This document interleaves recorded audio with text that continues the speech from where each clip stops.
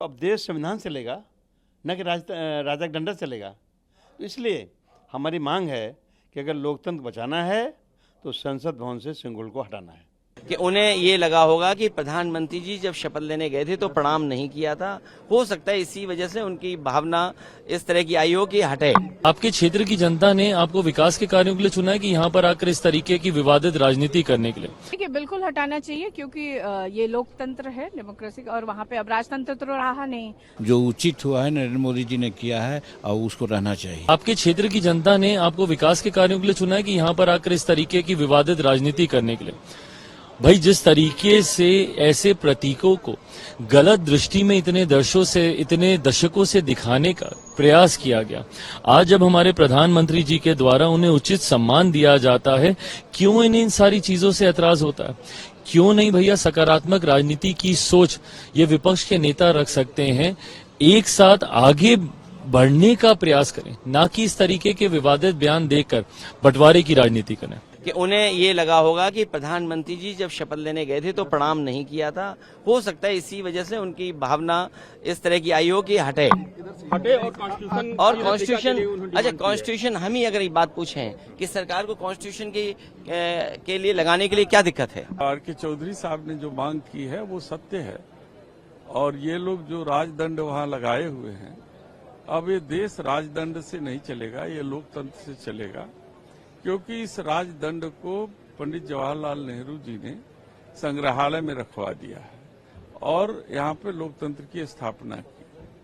और मेरा मानना ये है कि ये लोग लोकतंत्र को हटा करके राजतंत्र लाना चाहते हैं, उसके प्रतीक के रूप में राजदंड को वहाँ पे स्थापित किया है।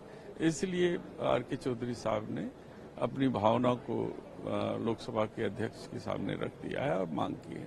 इन्होंने क्या सोच रखा है कि रोज कुछ सेंसेशनल बात ऐसी बोलनी है कि हम चर्चाओं में आ जाएं? इन बातों का कोई अर्थ नहीं है। देखिए, बिल्कुल हटाना चाहिए क्योंकि ये लोकतंत्र है, डेमोक्रेसी, और वहाँ पे अब राजतंत्र तो रहा नहीं।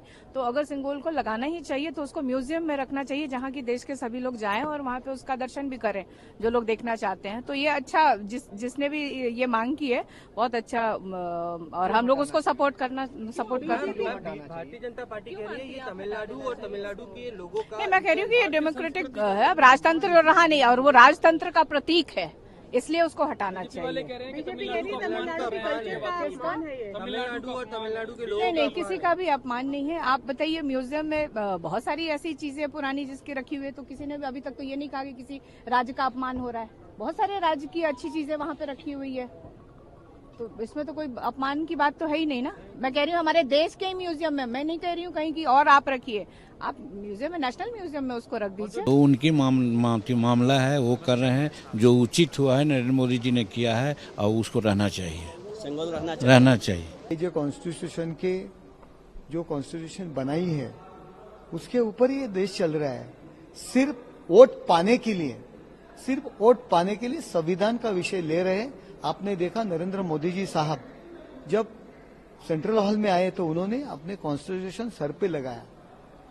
तो संविधान का मान और सम्मान रखते हुए ये देश चल रहा है।